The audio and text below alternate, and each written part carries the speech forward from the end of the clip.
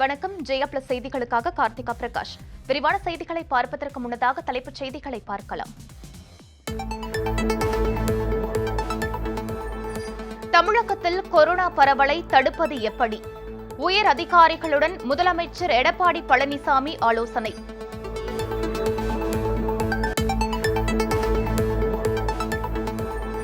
Corona பரவலை அடுத்து பொறியியல் படிப்புக்கான JEE நுழைவுத் தேர்வு ஒத்திவைப்பு. தேதி பின்னர் வெளியாகும் என அறிவிப்பு.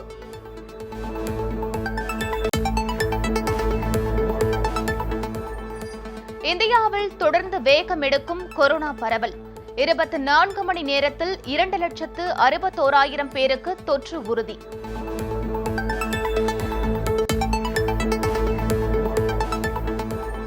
டெல்லி உள்ளிட்ட வட மாநிலங்களில் இன்று முழு ஊரடங்கு. கொரோனா பரவல் அதிகரிப்பால் நடவடிக்கை.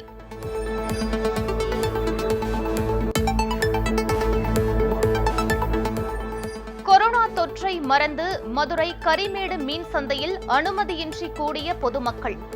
சமூக இடைவெளியை கடைபிடிக்காததால் அனைவருக்கும் அபராதம் விதிப்பு.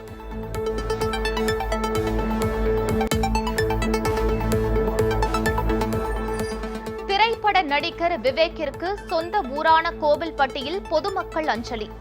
உருவப்படம் முன்பு மரக்கன்றுகளை வைத்து மரியாதை.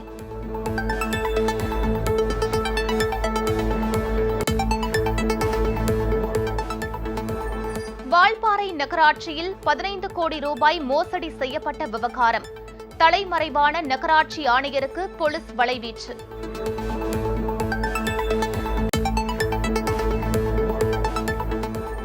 ஒரே மரத்தில் 20 ரகங்களில் விளையும் மாங்கனிகள்.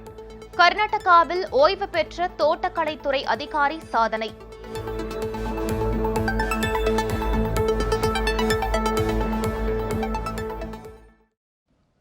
விரிவான செய்திகளை பார்க்கலாம். இந்தியாவில் கடந்த 24 மணி நேரத்தில் இதுவரை இல்லாத வகையில் 2,61,500 பேருக்கு கொரோனா தொற்று உறுதி செய்யப்பட்டுள்ளது. இந்தியாவில் இதுவரை இல்லாத புதிய உச்சமாக ஒரே நாளில் 2,61,500 பேருக்கு கொரோனா பாதிப்பு உறுதி செய்யப்பட்டுள்ளது. இதனைத் தொடர்ந்து நாடு முழுவதும் கொரோனாவால் பாதிக்கப்பட்டோர் எண்ணிக்கை 1,07,88,109 உயர்ந்துள்ளது. கடந்த 24 மணி நேரத்தில் சிகிச்சை பலனின்றி 1,501 பேர் மரணமடைந்து உள்ளதாகவும் மொத்த பலி எண்ணிக்கை 1,77,150 அதிகரித்துள்ளதாகவும் மத்திய சுகாதாரத்துறை அமைச்சகம் தெரிவித்துள்ளது. தற்போதைய நிலவரப்படி 18,01,316 பேர் மருத்துவமனைகளில் கொரோனாவுக்கு சிகிச்சை பெற்று வருவதாகவும் தெரிவிக்கப்பட்டுள்ளது.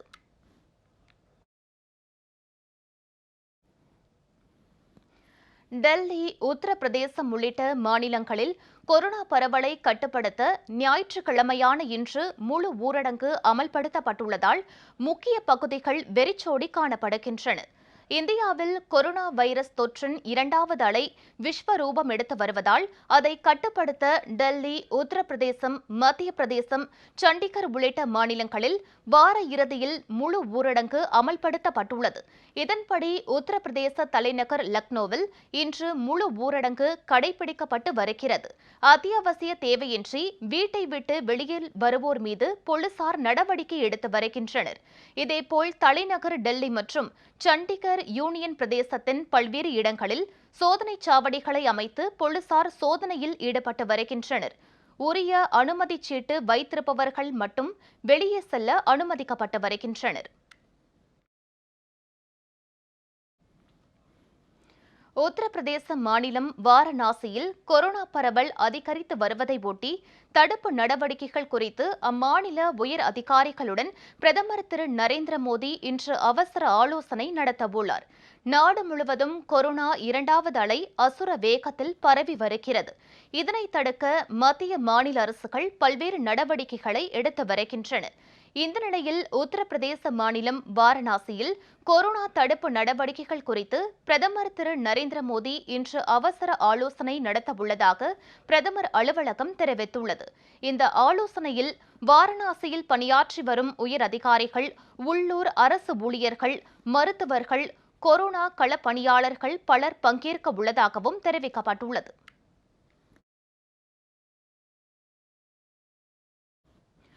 மதுரை கரிமேடு மீன் சந்தையில் அனுமதியின்றி கூடிய பொதுமக்கள் சமூக இடைவெளியை கடைபிடிக்காததால் அதிகாரிகள் அபராதம் விதித்தனர்.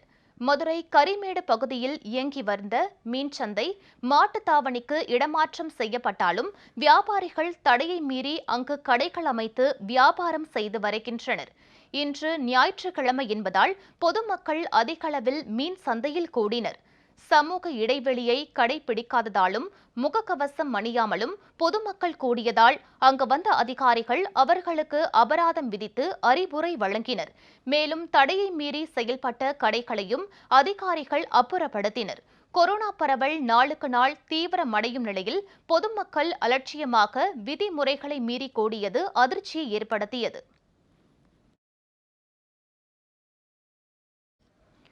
கோவை மாவட்டம் வால்பாறை நகராட்சிக்கு சொந்தமான 15 கோடி ரூபாயை மோசடி செய்த விவகாரத்தில் தலைமறைவாகியுள்ள வால்பாறை நகராட்சி ஆணையர் பொன்ராஜை போலீசார் தேடி வருகின்றனர். வால்பாறை நகராட்சி ஆணையராக பொன்ராஜ் என்பவர் பணிபுரிந்து வந்த நிலையில் அவர் மீது பல்வேறு குற்றச்சாட்டுகள் எழுந்தன. இதுகுறித்து ஆய்வு நடத்த தேர்தலுக்கு முன் கோவை மாவட்ட ஆட்சியராக பதவி வகித்த திரு ராஜாமணி நகராட்சி நிர்வாக மண்டல இயக்குநர் திரு சரவணகுமாருக்கு உத்தரவிட்டார். இதனைத் தொடர்ந்து கடந்த மாதம் 26ஆம் தேதி முதல் நடைபெற்ற முதற்கட்ட விசாரணையில் நகராட்சி ஆணையர் பொன்ராஜ் முறைகேட்டில் ஈடுபட்டது தெரியவந்தது. மேலும் 15,000 கோடி ரூபாய் மதிப்பிலான 1,256 காசோலைகளை எவ்வித விதிமுறைகளையும் பின்பற்றாமல் வழங்கியதும் கண்டுபிடிக்கப்பட்டது. இதனைத் தொடர்ந்து விசாரணை அதிகாரி திரு சரவணகுமார் மாவட்ட குற்றவியல் போலீசாரிடம் இதுகுறித்து புகார் கொடுத்தார். இதன் அடிப்படையில் வழக்கு பதிவு செய்த போலீசார் கடந்த மாதம் 27ஆம் தேதி முதல் தலைமறைவாக உள்ள பொன்ராஜை பிடிக்க தனிப்படை அமைத்து தேடி வருகின்றனர்.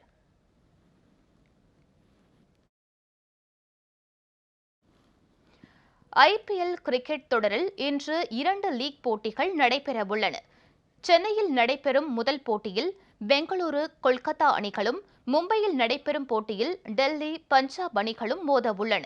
14வது ஐபிஎல் கிரிக்கெட் தொடர் கடந்த 9ஆம் தேதி தொடங்கி சென்னை, மும்பை, கொல்கத்தா உள்ளிட்ட 6 நகரங்களில் நடைபெற்று வருகிறது. இதுவரை 9 லீக் போட்டிகள் நடைபெற்றுள்ள நிலையில் ஞாயிற்றுக்கிழமையான இன்று 2 லீக் போட்டிகள் நடைபெறவுள்ளன.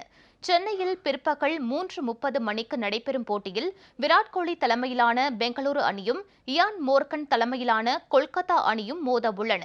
மும்பையில் இன்றிரவு 7:30 மணிக்கு நடைபெறும் போட்டியில் ரிஷப் பந்த் தலைமையிலான டெல்லி அணியும், ராகுல் தலைமையிலான பஞ்சாப் அணியும் பலப்பரீட்சை நடத்தவுள்ளன.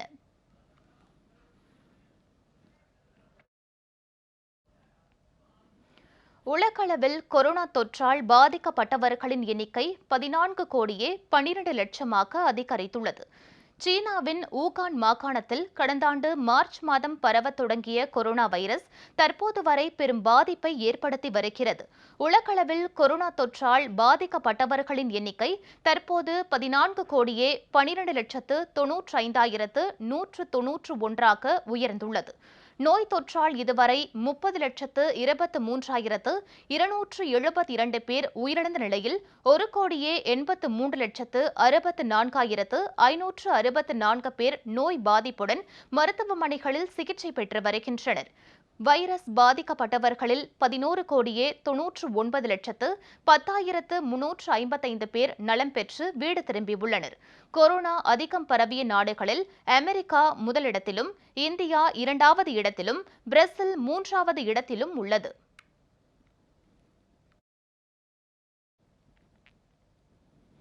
மறைந்த திரைப்பட நடிகர் விவேக்கிற்கு அவரது சொந்த ஊரான கோவில்பட்டியில் பொதுமக்கள் மரக்கன்றுகளை வைத்து அஞ்சலி செலுத்தினர். பிரபல திரைப்பட நடிகர் விவேக் உடல்நலக்குறைவால் சென்னையில் காலமானார். இந்நிலையில் மறைந்த திரைப்பட நடிகர் விவேக்கிற்கு அவரது சொந்த ஊரான கோவில்பட்டியில் பொதுமக்கள் அஞ்சலி செலுத்தினர். கோவில்பட்டி ஜீவ அனுகிரகா அறக்கட்டளை மற்றும் பசுமை இயக்கம் சார்பில் விவேக்கின் திருவுருவப் படத்திற்கு மாலை அணிவித்து மரக்கன்றுகள் வைத்து மெழுகுவர்த்தி ஏற்றி மௌன அஞ்சலி செலுத்தப்பட்டது. இதேபோன்று புதுக்கோட்டை அண்ணா சிலை அருகே உள்ள காந்தி பூங்காவில் மரம் வளர்க்கும் மக்கள் கூட்டமைப்பினர் சார்பில் மறைந்த திரைப்பட நடிகர் விவேக்கிற்கு அஞ்சலி அஞ்சலி செலுத்தும் நிகழ்ச்சி நடைபெற்றது. இதில் ஏராளமானோர் பங்கேற்று பூங்காவில் மரக்கன்றுகளை நட்டு வைத்து நடிகர் விவேக்கிற்கு அஞ்சலி செலுத்தினர்.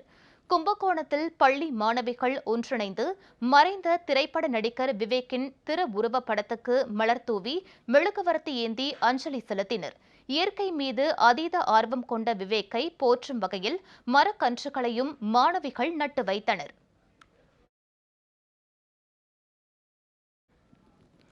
கர்நாடக மாநிலம் ஹிமோகாவில் முன்னாள் தோட்டத்துறை அதிகாரியின் தோட்டத்தில் உள்ள ஒரு மாமரத்தில் 20 ரக மாங்கனிகள் விளைவது அனைவரையும் வியப்பில் ஆழ்த்தியுள்ளது. ஹிமோகாவில் வசித்து வரும் ஓய்வு பெற்ற தோட்டத்துறை அதிகாரி திரு சீனிவாஸ் தனது தோட்டத்தில் மா சாகுபடி செய்து வருகிறார். தோட்டக்கலையில் மிகுந்த ஆர்வம் கொண்ட அவர் ஒரே மாமரத்தில் மாற்று ரக மாங்கனிகளை உருவாக்க முயற்சி மேற்கொண்டார். முதலில் ஓரிரு ரகங்களை உருவாக்கி வெற்றி கண்ட திரு சீனிவாசுக்கு அதிசயம் காத்திருந்தது. அந்த மாமரத்தில் 16 ஆண்டுகளில் சுமார் 20 ரக கனிகள் காய்க்கின்றன. இது தனக்கே வியப்பாக உள்ளதாக திரு சீனிவாஸ் கூறுகிறார். திமுகவை விமர்சித்த நபரை அக்கட்சியினர் குடிபோதையில் வீட்டிற்கு சென்று மிரட்டிய சம்பவம் அச்சத்தை ஏற்படுத்தியுள்ளது. மேலும் அக்கட்சி நிர்வாகி தொலைபேசியில் மிரட்டும் ஆடியோவும் வெளியாகி பரபரப்பை ஏற்படுத்தியுள்ளது. சேலம் மாவட்டம் வீரகனூரைச் சேர்ந்த சமூக ஆர்வலர் திரு மகாராஜா மணிகண்டன் என்பவர் திமுக குறித்து வாட்ஸ்அப்பில் கருத்து தெரிவித்திருந்தார். இதனால் ஆத்திரமடைந்த திமுக நகர செயலாளர் திரு அழகவேல் தனது ஆதரவாளர்களுடன் குடிபோதையில் அவரது வீட்டிற்கு சென்று அவரது குடும்பத்தாரை கொன்று விடுவதாக மிரட்டல் விடுத்ததோடு ஆபாசமாகவும் பேசியுள்ளார். மேலும் மகாராஜ மணிகண்டனின் செல்போன் எண்ணிற்கு தொடர்பு கொண்டு மிரட்டலும் விடுத்துள்ளார். இது தொடர்பாக காவல் நிலையத்தில் புகார் தெரிவித்தும் எந்த நடவடிக்கையும் எடுக்கப்படவில்லை என திரு மகாராஜ மணிகண்டன் தெரிவித்துள்ளார். தொடர் மின்வெட்டு மற்றும் குறைந்த மின் அழுத்தத்தால் ஈரோடு மாவட்ட ஆசனூர் மலைப்பகுதியில் விவசாயம் கடுமையாக பாதிக்கப்பட்டுள்ளதாக வேதனையடைந்துள்ள விவசாயிகள் சீரான மின் விநியோகம் வேண்டி அரசிடம் கோரிக்கை விடுத்துள்ளனர். ஆசனூர் மலையை ஒட்டிய பகுதிகளில் பீட்ரூட், முட்டைகோஸ், பீன்ஸ் உள்ளிட்டவை அதிக அளவில் விளைவிக்கப்படுகின்றன. தற்போது கோடை வெப்பம் அதிகரித்துள்ளதால் பயிர்களுக்கு நீர் தேவை அதிகரித்துள்ளது. இந்நிலையில் மின்சார மோட்டார் மூலம் தண்ணீர் பாய்ச்ச வேண்டிய அவசியம் உள்ளதால் விவசாயிகள் அதிக அளவில் மின் மோட்டாரை பயன்படுத்தி வருகின்றனர். ஆனால் நாள் ஒன்றுக்கு 5 முதல் 10 முறை மின் விநியோகம் தடைபடுவதால் விவசாயிகள் கவலையடைந்துள்ளனர். மேலும் விளைச்சல் கடுமையாக பாதிக்கப்பட்டுள்ளதாக தெரிவித்துள்ள விவசாயிகள் மின் பற்றாக்குறையால் ஏக்கருக்கு சராசரி 10 டன் கிடைக்க வேண்டிய விளைச்சல் தற்போது 5 முதல் 6 டன்கள் வரை மட்டுமே கிடைப்பதாக வேதனை தெரிவித்துள்ளனர். இதனால் உற்பத்தி செலவு அதிகரித்து நஷ்டம் ஏற்பட்டுள்ளதாக அவர்கள் தெரிவித்துள்ளனர்.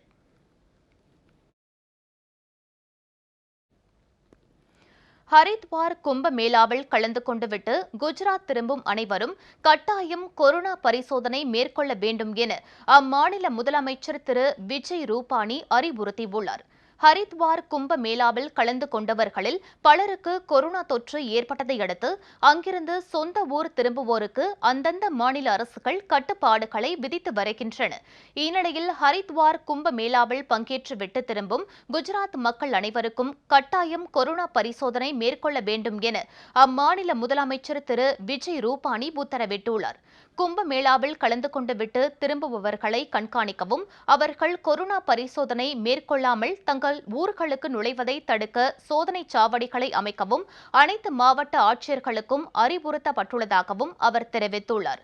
குஜராத்தில் இதுவரை இல்லாத வகையில் நேற்று ஒரே நாளில் 8,920 பேருக்கு கொரோனா வைரஸ் தொற்று உறுதி செய்யப்பட்டுள்ளது. இதன் மூலம் மொத்த பாதிப்பு 3,84,688 அதிகரித்துள்ளது.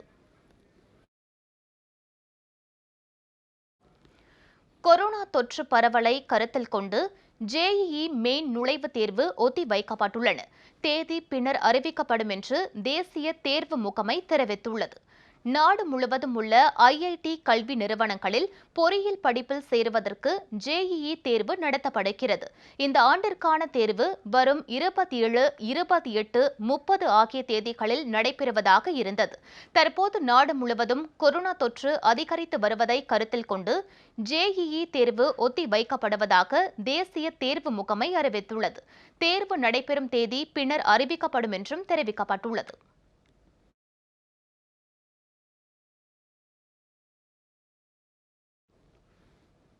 இனி மேலும் சில நிகழ்வுகளை வேகச் செய்திகளாக தற்போது காண்போம். ராமநாதபுரம் மாவட்டம் பரமக்குடியில் கொரோனாவால் பாதிக்கப்பட்ட பகுதியை மாவட்ட ஆட்சியர் திரு தினேஷ் பொன்ராஜ் ஆலிவர் நேரில் ஆய்வு செய்தார். பரமக்குடியில் ஒரே குடியிருப்பில் 6 பேருக்கு நோய் தொற்று உறுதி செய்யப்பட்டது. இதையடுத்து அந்த குடியிருப்பு முழுவதும் கிருமி நாசினி தெளிக்கப்பட்டு தூய்மைப்படுத்தப்பட்டது. இந்நிலையில் தொற்றால் பாதிக்கப்பட்ட பகுதியை மாவட்ட ஆட்சியர் திரு தினேஷ் பொன்ராஜ் ஆலிவர் நேரில் பார்வையிட்டு தடுப்பு நடவடிக்கைகளை தீவிரப்படுத்தும்படி அதிகாரிகளுக்கு உத்தரவிட்டார். ஓசூர் அருகே கொரோனா விதிமுறையை மீறி கோவில் திருவிழா நடத்தியதாக அதிமுக ஊராட்சி மன்ற தலைவர் உட்பட 60 பேர் மீது வழக்கு பதிவு செய்யப்பட்டுள்ளது. கிருஷ்ணகிரி மாவட்டம் ஓசூர் அடுத்த பாகலூரில் கோட்டை மாரியம்மன் கோவிலில் நடைபெற்ற திருவிழாவின் போது கொரோனா விதிமுறைகள் மீறப்பட்டதாகவும் அதிகளவில் பக்தர்கள் கூட்டம் கூடியதாகவும் குற்றச்சாட்டு எழுந்தது. இது தொடர்பாக பாகலூர் கிராம நிர்வாக அதிகாரி அளித்த புகாரின் பேரில் அதிமுக ஊராட்சி மன்ற தலைவர் திரு வி.டி. ஜெயராமன் உட்பட 60 பேர் மீது வழக்கு பதிவு செய்யப்பட்டுள்ளது. நாகையில் உள்ள பிரசித்தி பெற்ற சிக்கல் சிங்கார வேலர் கோவிலில் ராட்சத இயந்திரம் மூலம் கிருமி நாசினி தெளித்து சுத்தம் செய்யப்பட்டது. நாகை மாவட்டத்தில் கொரோனா முன்னெச்சரிக்கை நடவடிக்கையாக பிரசித்தி பெற்ற சிக்கல் சிங்கார வேலர் கோவில் வளாகம், கடைவீதி உள்ளிட்ட இடங்களில் சுத்தம் செய்யப்பட்டது. ராட்சத இயந்திரம் மூலம் கிருமி நாசினி தெளிக்கப்பட்டது. முகக்கவசம் அணியாதவர்களுக்கு 200 ரூபாய் அபராதம் விதிக்கப்பட்டதுடன் நோய் தொற்று குறித்து விழிப்புணர்வும் ஏற்படுத்தப்பட்டது. ஆந்திராவில் இருந்து அனுமதியின்றி இறைச்சிக்காக லாரியில் கொண்டுவரப்பட்ட 15 மாடுகள் பறிமுதல் செய்யப்பட்டன. திருவள்ளூர் மாவட்டம் ஆரம்பாக்கத்தை அடுத்த எளவூர் சோதனைச் சாவடியில் போலீசார் வாகன சோதனையில் ஈடுபட்டிருந்தபோது உரிய அனுமதியின்றி மாடுகளை இறைச்சிக்காக கொண்டு சென்ற ஆந்திர மாநிலம் நெல்லூரைச் சேர்ந்த ராம் நாயக் என்பவர் பிடிபட்டார். அதனை அடுத்து அவரை காவல்துறையினர் கைது செய்தனர். கன்னியாகுமரி மாவட்டம் பாரசாலை பகுதியில் குடிக்க பணம் தருமாறு மனைவியை சரமாரியாக வெட்டி கொன்ற கணவன் காவல் நிலையத்தில் சரணடைந்தார். தமிழக கேரள எல்லையான பாரசாலை பகுதியைச் சேர்ந்த ஷாஜி கூலி தொழிலாளியான இவர் தன் மனைவியிடம் அடிக்கடி பணம் கேட்டு துன்புறுத்தியதாக கூறப்படுகிறது. இந்நிலையில் குடிப்பதற்காக பணம் தர மறுத்த மனைவியை சாட்சி கத்தியால் சரமாரியாக வெட்டியுள்ளார். இதில் சம்பவ இடத்திலேயே இரத்த வெள்ளத்தில் துடித்து மீனா உயிரிழந்தார். இதையடுத்து சாட்சி கேரள மாநிலம் பாரசாலை காவல் நிலையத்தில் சரணடைந்தார். மதுரை திருப்பரங்குன்றம் கோவில் குளத்தில் குளிக்க சென்ற முதியவர் நீரில் மூழ்கி உயிரிழந்தார். மதுரை மாவட்டம் திருப்பரங்குன்றம் சன்னதி தெருவைச் சேர்ந்த 80 வயதான முதியவர் பஞ்சாட்சரம் என்பவர் சரவண பொய்கை குளத்தில் குளிக்க சென்றுள்ளார். ஆழமான பகுதியில் சிக்கிக் கொண்ட அவர் நீரில் மூழ்கி உயிரிழந்தார்.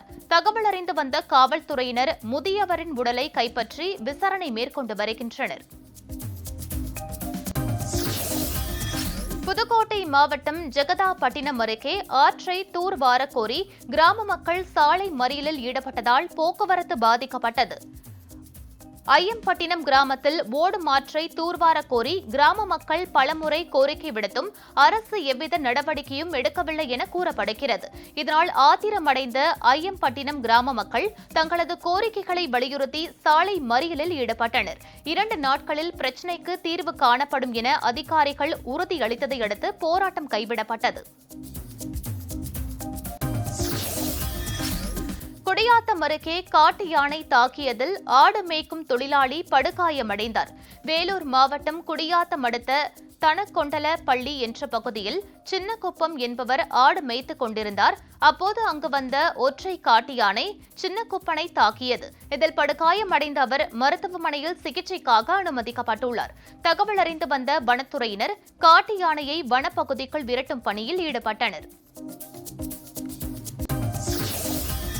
நாகையில் உள்ள பிரசித்தி பெற்ற நெல்லுக்கடை மாரியம்மன் கோவில் தேர் திருவிழா கொரோனா பரவல் காரணமாக ரத்து செய்யப்பட்டுள்ளது. நாகையில் உள்ள பிரசித்தி பெற்ற நெல்லுக்கடை மாரியம்மன் கோவிலில் ஆண்டுதோறும் தேர் திருவிழா வெகு விமர்சையாக நடைபெறும். ஆனால் இந்த ஆண்டுக்கான தேர் திருவிழா, செடில் விழா உள்ளிட்டவை ரத்து செய்யப்பட்டுள்ளன. கொரோனா பரவல் அதிகரித்து வருவதால் விழாக்கள் ரத்து செய்யப்பட்டுள்ளதாக மாவட்ட ஆட்சியர் பிரவீன் நாயர் தெரிவித்துள்ளார். துபாயில் இருந்து கடத்தி வரப்பட்ட 2.9 கோடி மதிப்புள்ள 6 கிலோ தங்கம் சென்னை விமான நிலையத்தில் கையகப்படுத்தப்பட்டது. துபாயில் இருந்து வந்த ஏர் இந்தியா விமானத்தை சுத்தப்படுத்தும் பணியில் ஊழியர்கள் ஈடுபட்டிருந்த போது இருக்கைக்கு அடியில் பார்சல் ஒன்று இருந்துள்ளது. இதனையடுத்து விமான நிலைய மேலாளருக்கு இதுகுறித்து தகவல் தெரிவிக்கப்பட்டது. வெடிகுண்டு இல்லை என்பதை உறுதி செய்த பின்னர் பாதுகாப்பு அதிகாரிகள் பார்சலை பிரித்து பார்த்தபோது அதில் 6 தங்கக்கட்டிகள் இருப்பது தெரியவந்தது. அவற்றை சுங்கத்துறை அதிகாரிகள் கையகப்படுத்தி விசாரணை மேற்கொண்டு வருகின்றனர். கொரோனா பரவல் காரணமாக உத்தரகாண்ட் மாநிலத்தில் 10ஆம் வகுப்பு பொதுத் தேர்வு ரத்து செய்யப்பட்டுள்ளது. இதுகுறித்து பேட்டியளித்த அம்மாநில கல்வித்துறை அமைச்சர் திரு அரவிந்த் பாண்டே 10ஆம் வகுப்பு பொதுத் தேர்வு ரத்து செய்யப்படுவதாகவும் 12ஆம் வகுப்பு பொதுத் தேர்வு ஒத்தி வைக்கப்படுவதாகவும் தெரிவித்தார். துபாயில் நடைபெற்ற தேசிய அளவிலான T20 கிரிக்கெட் போட்டியில் வெற்றி பெற்று திரும்பிய சென்னை அணியைச் சேர்ந்த மாற்றுத்திறனாளி வீரர்களுக்கு விமான நிலையத்தில் உற்சாக வரவேற்பு அளிக்கப்பட்டது. இறுதிப் போட்டியில் சென்னை கொல்கத்தா அணிகள் மோதின. இதில் கொல்கத்தா அணியை 24 ரன்கள் வித்தியாசத்தில் சென்னை வென்று கோப்பையை கைப்பற்றியது. சென்னை அணி சார்பில் ஆல்ரவுண்டர் கைலாஷ் ஆட்ட நாயகன் மற்றும் தொடர் நாயகன் விருதை பெற்றார்.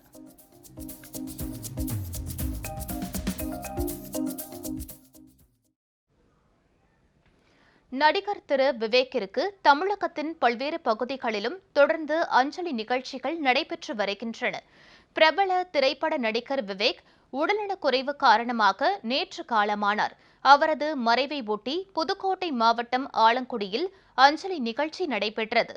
அங்குள்ள காமராஜர் சிலை அருகே விவேக்கின் திருவுருவப்படத்துக்கு பொதுமக்கள் மலர் தூவி மெழுகுவர்த்தி ஏந்தி அஞ்சலி செலுத்தினர்.